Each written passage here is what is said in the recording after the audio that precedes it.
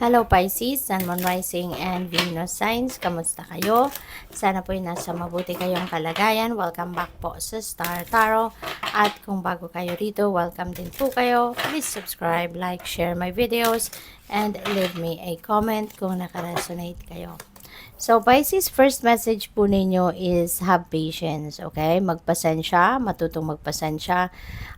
Kasi 'di ba, let's always remember na hindi lahat ng gusto natin ay yan ay mangyayari sa timeline na gusto natin. Hindi lahat ng gustuhin natin ay mangyayari sa oras or panahon na ine-expect natin. Kaya we need to learn to be patient. We need to learn to have patience, okay? Para nang sa gayon, hindi tayo may stress, 'di ba? Hindi tayo may stress at hindi natin inuunahan kumbaga, no, yung destiny natin. So we have speak your truth. Ayan, Pisces, napaka-importante din dito. No, nasabihin natin, i-express natin, put into words kung ano man ang totoong nararamdaman natin or ano man ang laman ng isip natin.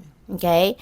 Wag nating hayaan na yung mga tao sa paligid natin ang tawag dito, read between the lines kasi mas lalong hindi maganda ang magiging resulta noon, ang magiging epekto noon sa atin kasi we never know, 'di ba? Hindi katulad ng takbo ng pag-iisip natin ng pag-iisip ng iba. 'Di ba? Let's always think about that. Na hindi tayo makakaasa na kung ano yung takbo ng isip natin, ganun din ang iba.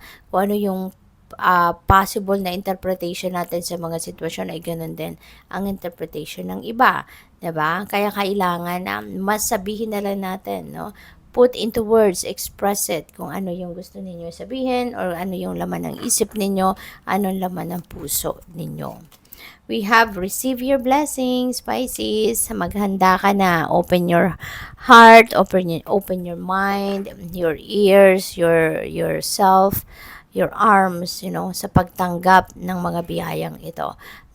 Hindi lang ito iisa, no? Blessings, marami itong biyaya na paparating sa iyo. Maraming biyaya ang ibibigay sa inyo ng universe, no? Kaya maghanda na kayo, alright? Ihanda nyo na ang inyong sarili para sa pagtanggap, no, ng mga biyayang ito. So, what else? Tingnan natin kung ano pa ang mga mensahe para sa'yo. We have release. Let go and focus on what is positive and uplifting. Okay? So, kung ano man yung mga merong negative impact sa buhay natin, tanggalin na natin yon. Whatever it is that is not serving our highest good, wag na nating bigyan ng lugar yan sa buhay natin. Wag na natin bigyan yan ng space, ng room sa buhay natin. Let's just let them go. No, let them go at maging na lang tayo, mag-isip tayo ng positibo, mag-isip tayo ng kung ano yung mas makakatulong sa atin. Yun ang mga bagay, sitwasyon na i-welcome natin. Okay? At kung ano yung mga negative ang effect sa atin or magiging negative ang effect, wag na natin yan i-welcome sa buhay natin. Okay? Because it's just going to take up space in our lives at magpapa-stress lang yan sa atin. So, we don't deserve that. So, what else? We have distractions. Control your thoughts and actions to help you stay focused. Okay? So, iwasan, no? Iwasan na lang ninyo kung ano yung mga distractions and make sure that your eye should be on the prize. Kumbaga, kung ano yung goal ninyo, dun kayo mag-focus. Doon ninyo ilagay yung energy ninyo, yung focus ninyo, yung oras ninyo. Okay? Try to control your thoughts and your actions na kung ano yung importante, doon kayo. Alright?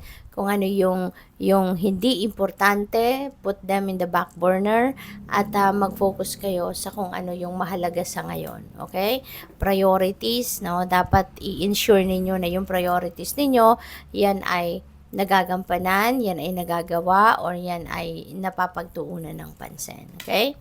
So, beautiful souls, you inspire and uplift others. Wow. So, baka ito yung matagal na din ninyong ginagawa and patuloy ninyong ginagawa. You are inspiring many people, you are uplifting other people, you are helping no? A lot of people siguro dito na maging masaya, mahanap din nila yung liwanag nila, yung ma-inspire mo sila, yung mga ganon. So siguro yun ang mission ninyo sa buhay sa ngayon at maaring yan ay nagagawa nyo na at patuloy ninyong ginagawa. You have a beautiful soul, no, Pisces. Kaya siguro kayo binibigyan them, no, ng marami pang blessings ng universe so that you can also bless other people, 'di ba? Kasi busilak ang inyong puso. 'Di ba? Maaari din na ito yung mission ninyo, ito yung purpose ninyo in life, you know? Ikaw yung gumagabay sa maraming tao. Maaring ano kayo, isa kayong mentor, isa kayong spiritual teacher, spiritual guide, mga ganon. You can be also a healer, 'di ba? Kaya ano ka, you are touching the lives of many people, no? Marami kang natatouch na buhay. Siguro very powerful din ang mga pananalita ninyo na kahit sa simpleng advice ninyo na binibigay sa ibang tao, maybe you are changing, no, the course of other people's lives. Kasi siguro really inspiring ikaw, as in siguro people are looking up to you as well, no, na kung ano yung ina-advise mo, maring sinusunod talaga nila because siguro you are talagang nagbibigay ka ng gabay, no, towards other people. So good luck, thank you for watching. Love and light, namaste.